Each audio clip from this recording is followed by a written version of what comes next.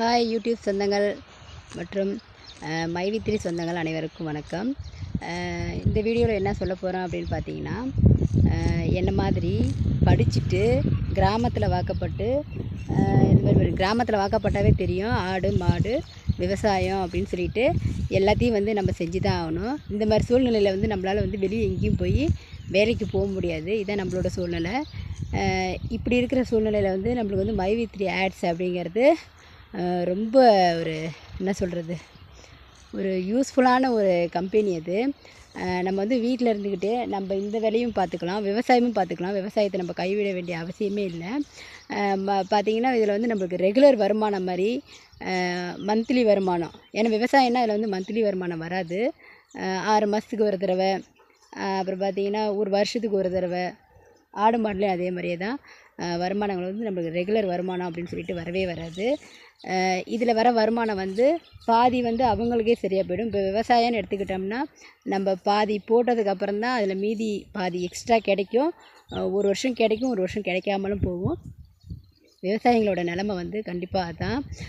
இப்படி இருக்கிற சூழ்நிலையில் நம்ம வீட்டில் இருக்கிற நம்ம வட்டிக்கு வாங்கியோ கடன் வாங்கியோ நகை அடமானம் வச்சோ நம்ம மைவித்ரி ஆட்ஸ் அப்படிங்கிற ஒரு பிளாட்ஃபார்மில் நம்ம ஒரு மாத்திரையோ இல்லை ஒரு ஃபேஸ் க்ரீமோ ஏதோ ஒன்று நம்ம பர்ச்சேஸ் பண்ணி நம்ம இதில் சேர்ந்து நம்ம மாத வருமானம் வாங்கிட்டுருக்கோம். இப்படி இருக்கிற சூழ்நிலையில் திடீர்னு இப்படி கேஸ் எல்லாம் போட்டு நம்மளோட வருமானத்தை தடுக்கிற ஒரு மாதிரி இது மாதிரி பண்ணுறாங்க. இதனால் நம்மளுக்கு எவ்வளோ நஷ்டமாகுது. இது கண்டிப்பாக என்ன சொல்கிறதுன்னு எனக்கு தெரியல. ப்ளீஸ் தயவுசெய்து மைவித்ரி ஆட்ஸ் கம்பெனி மறுபடியும் தொடர்ந்து நடத்தணும். இதுக்கு கவர்மெண்ட் இதுக்கு சப்போர்ட் பண்ணி கண்டிப்பாக மைவித்ரி ஆட்ஸ் நிறுவனத்தை மறுபடியும் நடக்கிறதுக்கு நீங்கள் ஹெல்ப் பண்ணணும். இது நான் ஒரு வேண்டுகோள் மாரி வைக்கிறேன்.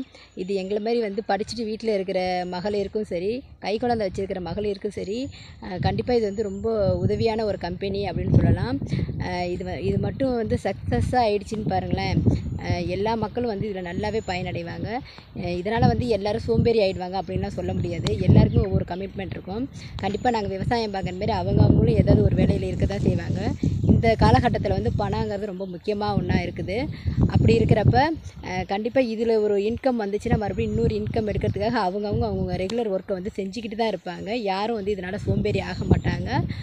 கண்டிப்பாக கவர்மெண்ட் இதை புரிஞ்சுக்கிட்டு எல்லாருக்கும் ஒரு உதவியாக இருக்கிற மாதிரி இந்த மைவித்ரி ஆட்ஸ் நிறுவனத்தை மறுபடியும் தொடர்ந்து கண்டினியூ பண்ணி நடத்துகிற மாதிரி நீங்கள் கண்டிப்பாக இது ஏதோ ஒரு வாய்ப்பு கொடுக்கணும். இதை ஒரு வேண்டுகோள் மாதிரி வைக்கிறேன். நன்றி, வணக்கம்.